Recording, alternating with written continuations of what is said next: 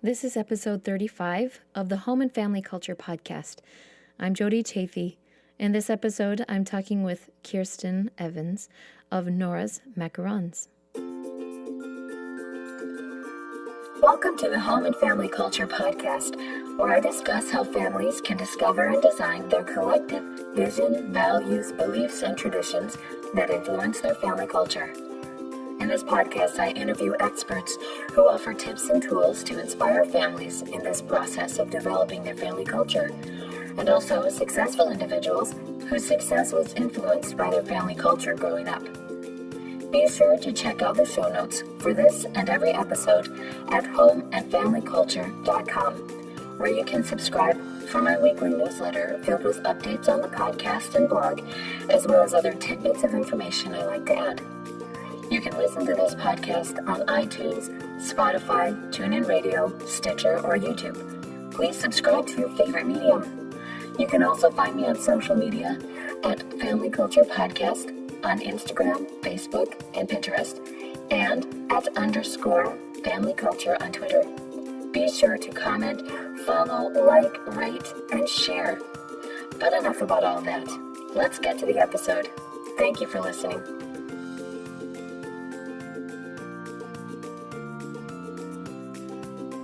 11-year-old Nora has been baking the most delicious Italian-style macarons since she was 8. Her spin on the delicate and sophisticated little cookie are exactly what you would expect from a teenager. Her macarons are not only gorgeous and colorful, they taste amazing. She currently sells her macarons at a local farmer's market in Arizona. She bakes towers of macarons for weddings, favors for baby showers, and all other special orders. Her biggest accomplishment of her young career is when CoverGirl contracted her for a very special event they were hosting for Coda Modeling Agency. Her momager manages her social media, ordering, contracts, and has been cheering her on all along the way. Nora has 2 younger brothers. She studies ballet and has performed in The Nutcracker, Wizard of Oz, Tarzan, and Cinderella. She is a student mentor in her school and hopes to join the honor program in middle school next year. So I'm so excited to interview and share with you Kirstynn's perspective. This is Nora's mom, and I have known Kirstynn for about 20 years now, and we have kept in touch over social media, and so grateful that she was willing and wanted to come on the show on the episode to talk about her experience with starting Nora's Macarons with her daughter, Nora. Well, I'm so glad that you're here to join me on the podcast, Kirstynn. Thanks, Jody. So, you and your daughter, Nora, have started this business called Nora's Macarons, right? You said it right. I'm so impressed. Good job. Well, because there is a difference between macarons and macaroons, right? Thank you. There totally is. Yes. When was Nora's Macarons born? So Nora started baking macarons after we had gone on a trip to Disneyland. It was about 2.5 years ago that we went on the trip, and we had a bucket list of food that we were going to eat while we were there. And Disneyland has these things called Mickey macarons, and they're like big, huge macarons in the shape of Mickey Mouse heads. And they're filled with this fabulous, creamy, fruity filling. And so we got one. We went there to get one, and they're like, I think it was like $8.50 back then. So there were a lot of money for this cookie, I thought, anyways. So but you're at Disneyland. One was $8.50? Yeah. Okay. I know. So we bought one. We shared it. It was amazing. It was delicious. I'm not knocking Disney. They know how to make magical treats. And Nora had always kind of been a little baker, and she loved baking. So she's like, well, I can go home and make these. These are one of those things where they're so good, you want to learn how to make them. Yeah. So we came home, and she's like, Mom, I need you to go buy me almond flour. And so I was at a health food store and bought some almond flour. And she found a recipe like no fail macarons and quick tips and easy and blah, blah, blah. So she made them for the first time, and it could not have been more of a disaster. It was horrible. They were like blobs of speckled grossness. Oh, no. I can't explain, but she was just like, well, that's weird. I followed the recipe exactly like it said. And so little by little, she wanted to, I mean, she was determined to make So this these. is all on her. Yeah. She was really like, wow. She's like, Mom, I think you need to buy a different flour next time, because I bought unblanched almond flour and she wanted blanched almond flour. We just started figuring out like, you didn't buy the right stuff. So the next time they were less disastrous, but still not Disney quality at all. And then she needed a different baking mat to put them on. And then she needed a different bag to pipe them out of. And like every single time she would make it, she needed something different. So finally she got to a point where they resembled somewhat of what a macaron was. And so I said, well, maybe you should take them to like a church potluck, or maybe you should give them to a friend for her birthday or something. So she started being crafty like that. Now, I had been a photographer, and if you've seen macarons, they're very pretty. And so I was always wanting to photograph them. And I was like, okay, now, make this color and do this kind. And so she would make them and I would photograph them. So that's kind of how she got started making macarons. Uh-huh. So the business started when she came to me and she wanted one of these mermaid tails. And I don't know if you've seen these mermaid tails. It's like a full-on skirt and has a fin, and you swim in the water. Oh, for real? It's like a acrylic or plastic type of. Well, it's like the swimsuit material. Oh, okay. Yeah. And then the fin was like like flippers, like you go snorkeling with. Uh-huh. So she wanted one, and I'm like, oh, that's fun. I would love that. We live in Arizona, and so it's hot most of the time, so we swim a lot. And I looked it up, and they were over $100 for this little mermaid tail. I'm like, I'm sorry, honey, I am not buying that for you. You can save your money and you can buy it. Well, she wasn't able to save that kind of money that quickly. So she said, well, what if I started selling my macarons? And I thought, well, okay, you could do that. So I started researching, I was like, well, maybe I'll open an Instagram page for her and publish it to the people that we know, and who knows what'll happen. And I started looking up on Instagram different macaron accounts, and I was a little stressed because her macarons were not the quality of what you see, fancy pastry chefs making, which is fine. It was, she wanted to save $100. So she did a couple sales and just gave away, basically. I think she made it very easy for people to get them, but they were very cheap and whatever. The Instagram account, I would publish, what she was selling and if anybody wanted them. And people, I think, were just interested in supporting Nora because, when a kid wants to start a business, it's something that people get really excited about. Yeah. And so people would buy them. And then this one lady was a photographer and needed like a special order for some of her clients. And Nora was like, oh, well, that's good. I can do that. So soon enough, she started in May, and then by July, she had her mermaid tail money saved up. So she bought her mermaid tail, and then she wanted to save for culinary school. So we just kept working on it, and little by little, all summer long, she had this thing, it was called Macaron Monday. And so she would spend the whole weekend baking, and then she would bake 2 flavors, and then I would post what flavors she had, and then people would place their orders through me. Mm-hmm. And then they would come on Monday and they would pick them up. That's about how it happened. Wow, that's awesome. I love that story. I love so many things about it because, when you think about people want to start a business, it's like, all right, we've got to have our business plan. We got to have everything all mapped out. We've got to know exactly what we're going to do. But that but that's not how it happens in reality. It's just not that Right. way. Like if you want to start or do anything, you go, okay, let's try it. And then you run a trial run and you go, Yeah. I think we need to tweak this and that. And I Yep. mean, that's the way it's been for me in my podcast. Like as I go along, I keep learning things and I'm like, okay, I got to tweak this. I got to tweak that. I need to get this product, this resource, and that shows a lot of grit and endurance Yep. on her part, that she was like, I don't know, I really want to do this, and that didn't work out. But instead of going, oh, just throw up her arms and this failed, just forget Yeah. about it. She Well, was and that committed was to it. kind of what encouraged me to start helping her. Like I saw how much she wanted to make these perfect. And I was like, all right, well, at being older and the mom, I have more resources than her. And I was able to look up YouTube videos and see, okay, well, maybe you need to mix them this way a little different. And she'd be like, oh my gosh, that works. And, it was a really good learning experience for her. Plus, I would kind of like go behind her back and try to figure it out and then tell her like, oh, we'll try this, just because she's not surfing YouTube like Right. all the time. Like that's not what I want her to do. So Yeah.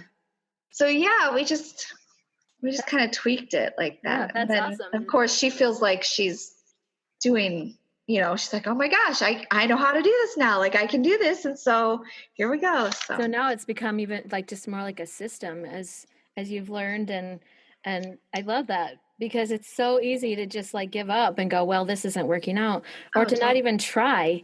But that the process, you learn as you go through this process of developing and understanding. Yes. And we are just keep still trying new tweaking. things. Like we try new things like every month. Like we're always doing new things, and who knows when this will be done evolving. It may never be done evolving, but at this point we just are happy with where we're at and learning new things, and it's really good. So how does Nora's education play your role in the business, or vice versa? Where do you see this going? Well, like I said, she wants to go to culinary school. Yeah.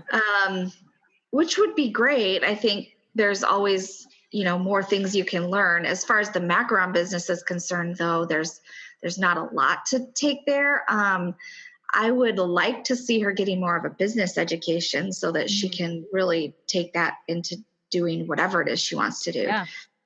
She also is in a ballet school where she goes, like, she studies ballet for several hours a week. And so sometimes she wants to have a macaron business, and sometimes she wants to have a ballet studio. Are those all macaron ingredients in the background in your cabinet there? Oh, yeah. This is like taking over your life. Yeah, it is. We actually had to, we started with a little basket full of ingredients, and we would just pull the basket out when it was time to bake, and it's turned it into this big thing. So, and we don't have our own little kitchen or our own store, so we have to make do with what we have. What kind of licensing and things do you have to have to sell the macarons? So we had to get a food handler's license. And then with baking, it's really cool, and every state is different. We have the cottage laws in Arizona, and it is a law that basically protects you from baking and selling out of your home. And there's several guidelines that you have to go by. You can't have pets in the kitchen. You can't have little kids in the kitchen, which is something I'll have to fight when it comes to it.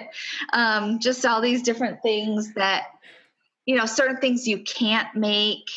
But other than that, and then we have our businesses registered, and so is there a state website that gives you all these guidelines and everything? You just Yeah, if you just look up cottage laws in your state, it'll tell you what you can and can't do. Arizona is very they're very easy to get through the cottage laws there.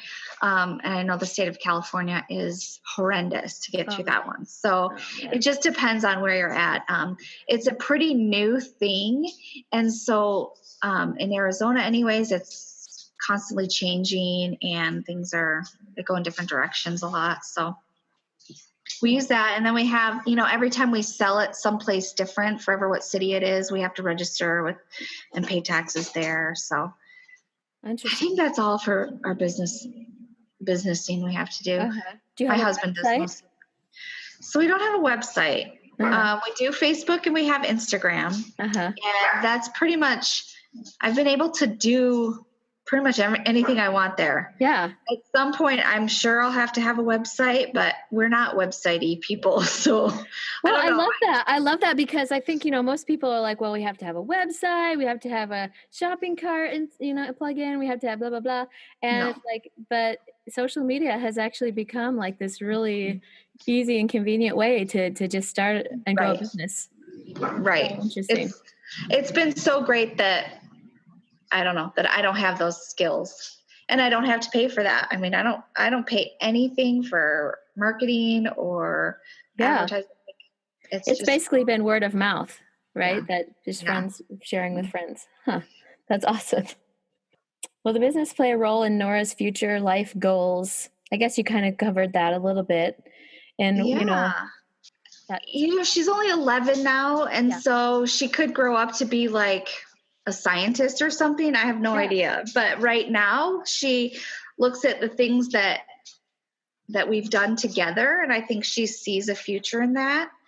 I'm going to really have to step up my game at some point because when it comes to like a brick and mortar business and all that, I'm like, oh, that's a lot, but it's little baby steps and we have some time. Well, I like that she's learning these skills like the grit and the resilience and the skills of running a business that, it's all part of that progression of, maybe she won't have this business forever, but like you said, it could translate into any number of things as she grows up. So many skills that she's learned can go in any direction. I mean, she's learned how to approach strangers and talk to them. She's learned how social media can be a positive force in the world. She's learned so many things that at 11 years old, I'm like, if I had even half of these skills that I did when I was that age, who knows? It would have been a great resource for me. That's so awesome. I love it. So what skills have this experience helped you and your family to develop? So other skills on top of that. Right. So I also have, Nora has 2 little brothers and, my husband works full time. I stay at home. But we have really, on Saturdays, we sell twice a month at a local farmer's market.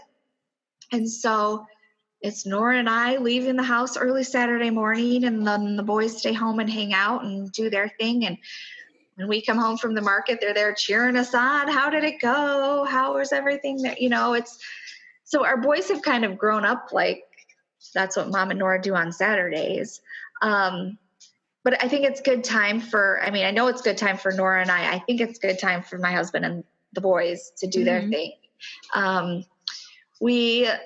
My kids learn to be very patient in the kitchen. They know Mom works when they're at school. They know that I'm home baking, but it's really important for me that when my kids come home that it's not business. It's present with them, being Mom.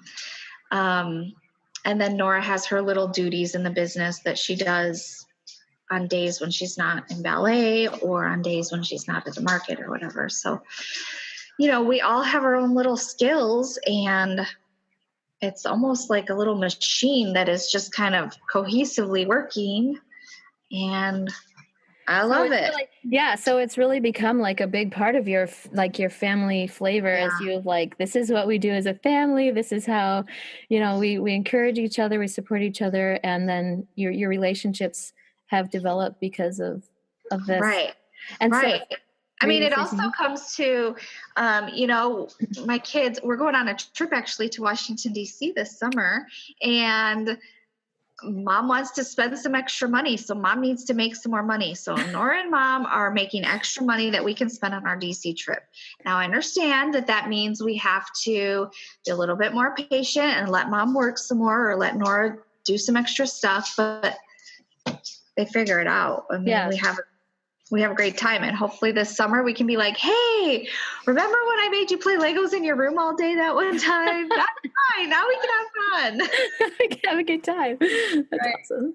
So have you mostly then kind of taken over a little bit? Like it was Nora's baby in the beginning, but then it's kind of Yes and no. So when Nora was doing the first summer where she was like, I'm just going to sell to friends and whatever, my only role in that was running the Instagram account and placing the orders. I call myself the momager. Mm-hmm. And then I remember putting up a post, and it was right before she went back to school. And I was like, hey, thanks for this fun, exciting thing. We're glad you guys have been here. You guys have taught my girls so much about friendliness and customer service and, just little skills. And I was just like, Nora's turning into a fourth grader now. So we are going to put this on the back burner. And then maybe next year she'll want to do it again. Who knows? And as soon as I put that post up, like people came out of the woodworks. Uh-huh. Wait a minute, how am I going to get my macarons for this party I wanted to do? Or what if I come into town? Will you make me some? And it was like, wait, what? Wait a minute. These people weren't here. Like, what? Yeah. Uh-huh. So it was then that Nora and I kind of brainstormed on different ideas, what we could do.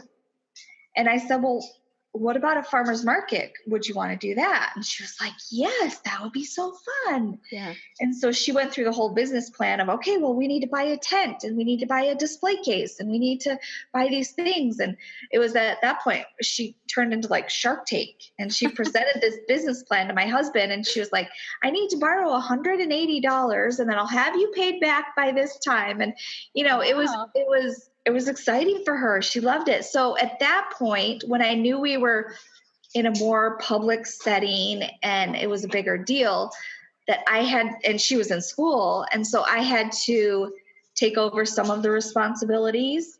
And then we kind of I made a list of all the things that need to be done for a market.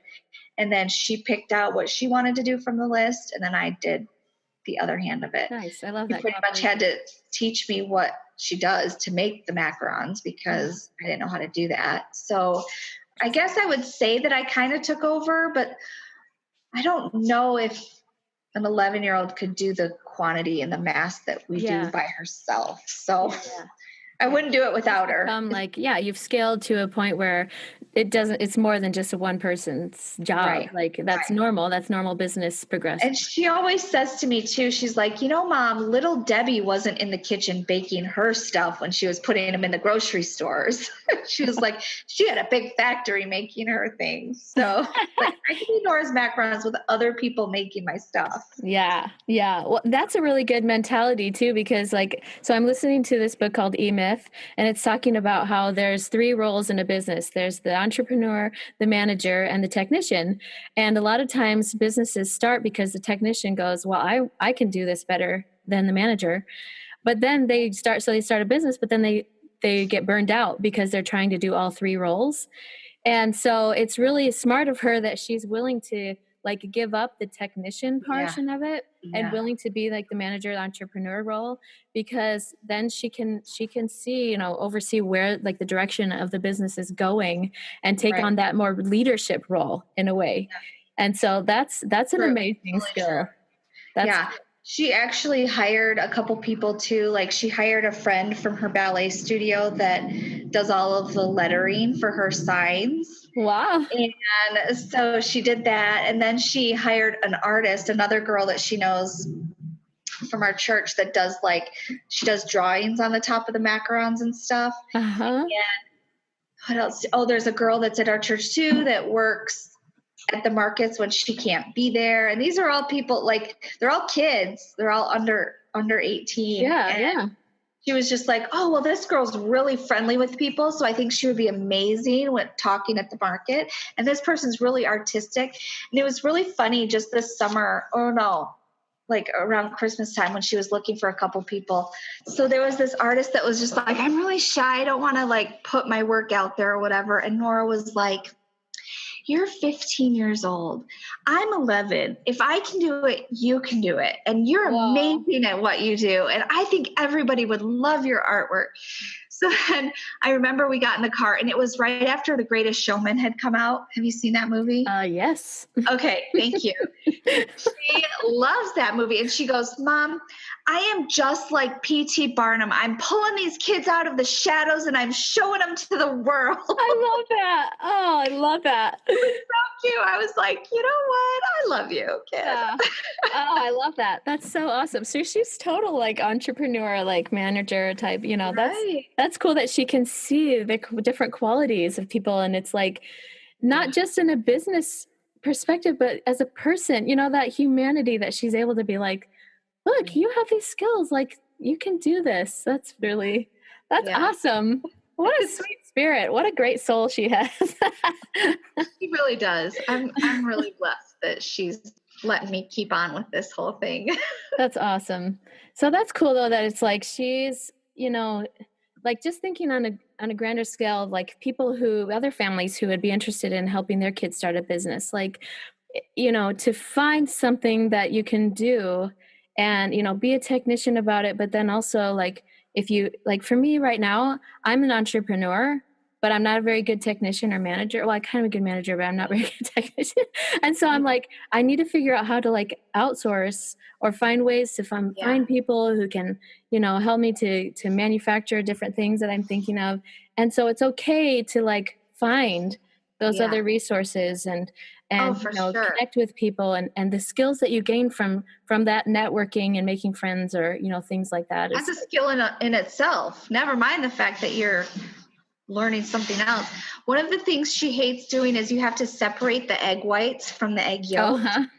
She hates that part. And she like, I get shells in there or I break the yolk and then I have to start all over. And so that was something that right away she was like, I need you to take this over, Mom. Like I can't do it. And so I was like, I get it. So I actually they make these like special guns that you just stick the egg in there and it cracks it and the yolk comes out one way and then the egg white comes out the other way. So it was really fun. It's cool little tool. So that's neat though. That's like when you come up against a challenge, it forces you to innovate. It forces you to like either look outside for a resource or find something or make something or hire it out, outsource it. So that's so cool. Yeah. This totally makes me want to start a business. So my oldest she keeps asking me, Mom, I want to start something. I want to make some money. Cause this last month, Michael and I went on a cruise and we're like, you guys, we should totally all go on a cruise as a family. And we're like, but it's kind of expensive. So we're going to have to figure out a way to save up for, like you were saying, save up for your trip to Disney. And so now she's like, Mom, how can I make some more money? How can I do this? And I was like, well, maybe you could walk dogs or I'm trying to think of things that don't have an overhead cost. I was like, you could be a mother's helper, find some people at church that just had a baby and see if they'll, what they would, pay you to like be their mother's helper for a little while. And just trying to come up with different ideas. I am serious that people want to help kids and support kids because, I just think of it as think of how many opportunities they can have now at such a young age. Yeah. That, they can do anything. And like I said with Nora, like she can do whatever she wants. So like I'll be behind her and I will cheer her on and support her the best I can. My boys that are coming up on ages where they can start doing stuff, I'm like, all right, what are you going to do? Yeah. What am I going to do next? Because I can't just work on one kid and let the other two hang out to dry. I got to focus my energy on them too. So yeah, these kids are amazing. And if we give them the opportunities and the tools to do what it is that they want to do. Like if you do a Google search of kids starting businesses, there's so many. Seriously. It's crazy. Like the way that these kids come up with ideas and just with a little bit of support, they can take off with it. Because, like you said, the way that our technology is, the way that the internet is, the way that you can learn anything that you need to learn online, basically. I mean, there's so many, I've learned recently about like Udemy or Coursera. Those are all, you have to pay a small fee, but it's like you can learn almost any skill on these sites where you don't, not even just YouTube or you can go on these course sites and they actually have like courses that you can learn any skill. And it's like, just do it, just go and give your kids these resources and all of that, those resources are all available to our kids Right. these days. And it's, Yeah. That is there's no really cool. limit. They can learn so many things that whatever they want to do. It's awesome. So As let's long as see. she wants to take care of me when I'm really, really Yeah. old. Right. You do whatever you want. I'm just moving in someday. I love it. So let's see. How has this experience worked on your relationships with each other to change or grow? So you started to mention that how this has helped your relationship. Will you go into that some more? Yeah, absolutely. So it's been about 2.5 years. In the first year, we were just kind of figuring out, how to actually run the business. And then after that, we kind of, okay, well, now as a mom, I really need to tap into her strengths and not focus on what she's not doing right. Because that is something that I'll admit it was hard. Yeah. Like I need you when we're there, I need you to sit up straighter and I need you to present these so they look more professional. It was just, I was always telling her more and more and more. And I just realized I'm like, this is how kids get burnt out of stuff. This is why kids don't want to do things with their parents, because parents are nags sometimes. And at some point that's our job. I get that. But I was really worried that was going to shut the door and she was just going to close off on me. So after that, I started to focus more on myself and how can I give her more encouragement and how can I turn this more into what she wants to do. My relationship with my mom has been kind of on and off, and it hasn't been the healthiest in the last couple of years. And it took me separating that relationship to say, okay, when it was me and my mom, I didn't have a choice in that relationship. But now that I have a daughter, like this is like the second opportunity to have a parent-child relationship, and I'm in charge of this. Like I'm in control of this. So I can make it go as great as I want, or I can do nothing and it can go in the toilet like my relationship is with my mom. And so that is where I started to really change. And I was like, you know what, honey, I just know that she always needs encouragement, and she's about to go into middle school. And I just remember the middle school years. And I don't know if I've met one person that has been like, oh yes, I loved middle school. It was so amazing. So I just want to give her as much confidence as I can for her to go into that, because I know as soon as she goes in, it's whatever she does have is going to be lost. She has none of it.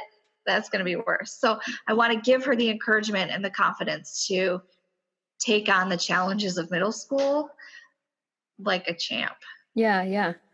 I love that. I totally recognize that with my kids, where like one time I gave my daughter a job and it was like, no, you do it this way. And after that, she's like, I'm done. I'm never going to do this job again.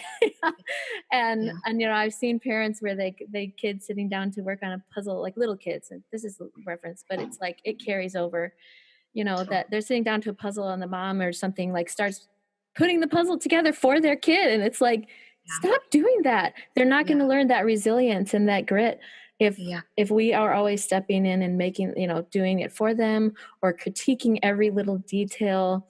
Right. But that when you have that encouragement, that fosters a much better, more confidence and the relationship.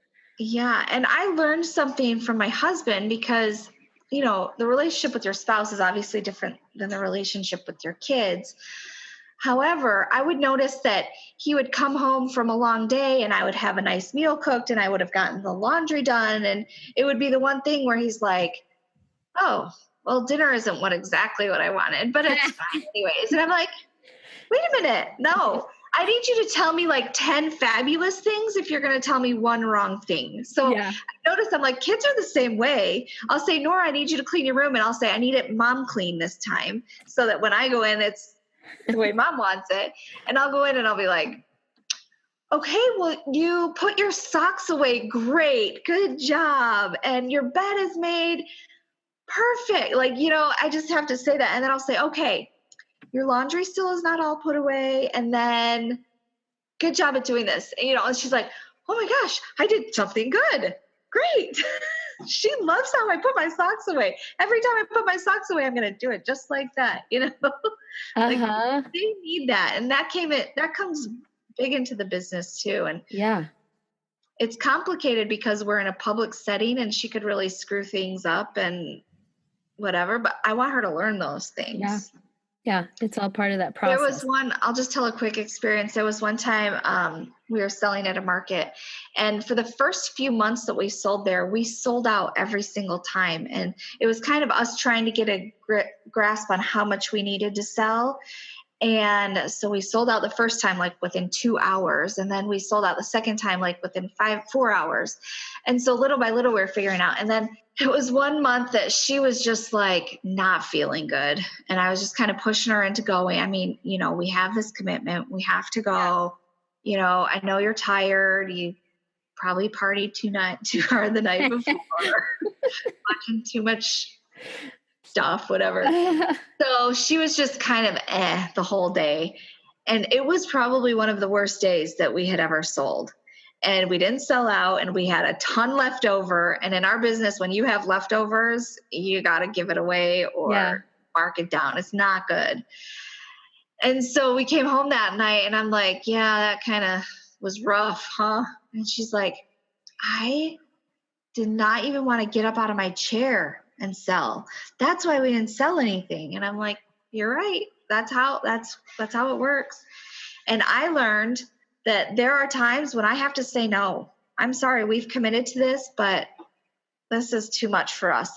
And I've told Nora too, I'm like, if it is not fun, then we need to readjust things, because, you know, we're not paying our mortgage with our macaron sales or whatever. It's not why we're doing it. We're doing it because we like to spend time together. And if we ever stop liking that, then we need to change things. That is the beauty of having your child starting the business, that it's not like, hey, this is our bread and butter, you know, this is the bacon.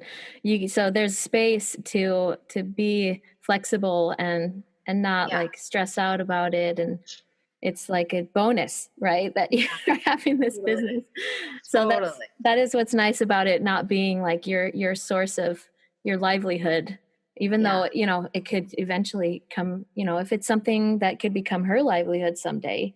Right. But it's one of those things you do have to balance, because I have read these books where it's like the idea of the technician taking over the business is that it's not fun for them anymore. Like one time it was a passion and they were excited about it. But once they turned it into something that they had to do, it's just not fun anymore. And so you actually have to take a different approach to the business aspect of it, and not focus on the fun, like not focus on, like if you want it to become a business, it's not gonna be fun. But if you want it to be something that is just like a hobby, a passion, then you got to keep it that way. Right. So. Exactly. Awesome. So what advice would you give to parents whose kids want to start a business? Well, I would say that it is important to, whatever it is they want to start, like you said, it could be scooping poop or helping parents, encourage that and build that up and have the conversation with them. I mean, I think sometimes we don't give our kids enough credit for what they do know, but then we expect them to know everything. And my biggest thing is just find out, look up different resources. You know, there can be so many resources out there for different businesses that they may say, hey, I want to start a ballet business. But, you know, for Nora right now, she wants to have her own ballet studio one day, and she wants to have a little cafe for the moms to sit and watch and then get treats at it. So I'm like, okay, well, you could do the ballet thing until your body gives out, because at some point it will, you know, and then maybe you can pass that on and take over a different business, you know, like, I think there are so many opportunities for them to grow in different ways that if we just show them different things, it may be what they want. It may totally, I mean, there were some times where Nora's like, I want to make cheese puff macarons. And I'm like, well, okay, let's make cheese puff macarons. I don't know how to do that, but we'll figure it out. And then we figured it out. And guess what? They were disgusting and nobody bought any. And I'm like, well, we tried it and that was fine. Like I feel like I need to encourage her ideas and then sometimes maybe step in and be like, okay, so we could try your idea. And then there's also this we could even add on to it or try in a different way. I think that's good. I think it's important for parents to be involved and not just be like, okay, go do your thing and have fun with it. I'm going to do my thing over here. That is something that I feel was hard for me as a kid growing up, is that I didn't have anyone like saying, hey, let's do this together. It was more like, go do your own thing. And so there was never that encouragement there. So that's something that I feel it's just important that we do. Yeah. I like that. What you said about allowing, like, we're helping them to experiment. I think that sometimes we go, oh, that's not going to work, or, oh, just forget about that. But it's like, how do you know that? And so the kids have this curiosity. They have this desire to like, just figure it out and find out. And if we as parents can just say, all right, let's figure it out together, because it is a process. It's a journey. It's not something that you're going to go, okay, yeah, that would totally work. Because you don't know that, or you go, no, that's not going to work at all. Because as soon as you start trying something, you'll learn something, or you'll connect with something, and you go, wow, this actually did work out. So you have to be willing to experiment with your kids and just play along with their crazy ideas. And No, and I think the macaron business was super fun because flavor ideas are endless. I mean, the possibilities are endless. You go to Paris and you get boring flavors like lavender or rose or Earl Grey. And Nora's like, my colors are going to be bright and fun and my flavors are going to be unforgettable. So she does like Fruity Pebble macarons or Lucky Charms. What are some other ones that she's got a list this week? Churro macarons. Ooh. Just silly thing. Unicorn macarons. Like it works. I love that she can infuse it with her personality and her own flavor. That's so cool. Oh, too. So she's kind of known for putting sparkles on her macarons, and every macaron has sparkles on it, and that's awesome. Good, and it's fun. So, what books or resources would you recommend for parents who are interested in this? I don't have a lot of books that I've read on this stuff. I really have just played along with it and gone as it goes. Google. I recommend Google. Yeah. Nice. Nora loves watching the baking shows on TV. There's Kids Baking Champion. There's Master Chef Junior. There's Shark Tank Junior. These are things where she sees kids doing things and then she's like, oh, well, can I do that? And then that's where I step in and I'm like, maybe you can, or nope, you can't. You know? So sorry, I don't have no, that's okay. Recommendations. I like that idea though, because it's like whatever ideas that they have, you start just filling their life with it. I think that's really cool. Like if they are interested in the cooking, then let them watch those kinds of shows and see other kids doing it. I love that. And then like my kids were watching Random Acts. So and all like every episode they do something that's like kind of wacky, and but I guess this one episode they were watching was like this a traveling gaming service. Okay. And this morning my kids are like pretending that they had a traveling gaming business. And it was so adorable.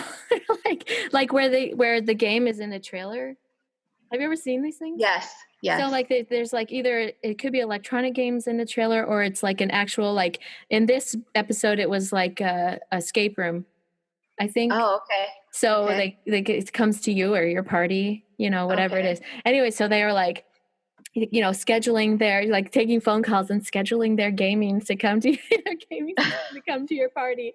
And it was like, I love this. So it was just allowing them to explore their imaginations and just do that stuff. So I'm the first one to admit that I am not going to like turn my kid into everything she's going to be.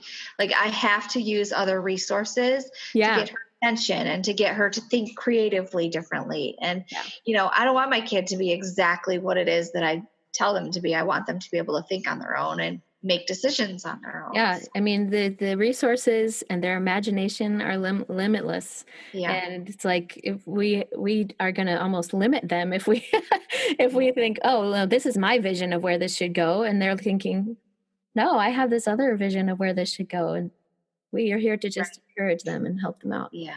So cool. It's true. So cool.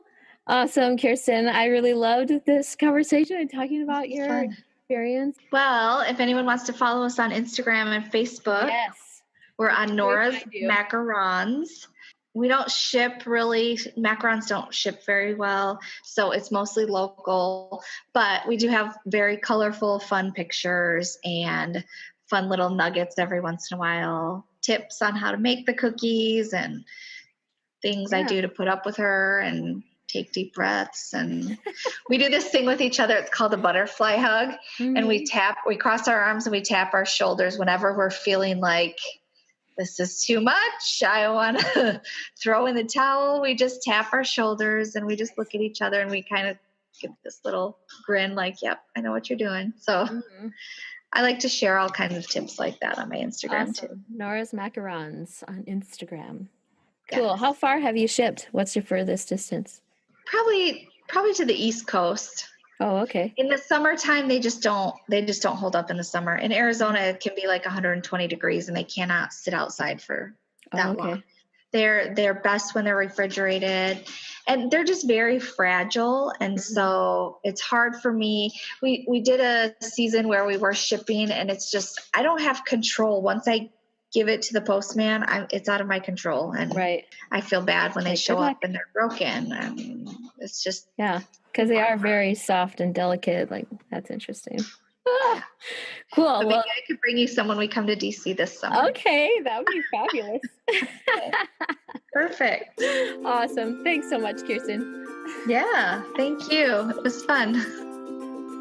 That was fun. I really love talking with Kirstynn, and I feel super inspired now to help encourage my daughter to start her business. She has really been nagging me almost to the point where she says all the time that she wants to have a hot cocoa stand in the winter and a lemonade stand in the summer, and she's so excited about those things and is always asking me, what can she do? And I've been brainstorming some fun ideas, and so this was really encouraging. And I love how Kirstynn has really implemented these ideas and actually has made this all a part of their family culture, and that it's something that has become an easier thing for her to pursue for her younger kids. So I think that's really awesome. Thank you guys so much for listening to this episode. I really hope you found it inspiring. If you'll just take a moment and comment and like and share and rate, you can rate it on Facebook, on my Facebook page at facebook.com/Family Culture Podcast. And you can go onto Instagram and find me there at Family Culture Podcast as well. So thank you guys so much for your support. Thanks for listening. Be sure to share. And for all the book recommendations that I have, please go to my show notes at homeandfamilyculture.com/books. And you can go to my show notes at homeandfamilyculture.com. Thank you.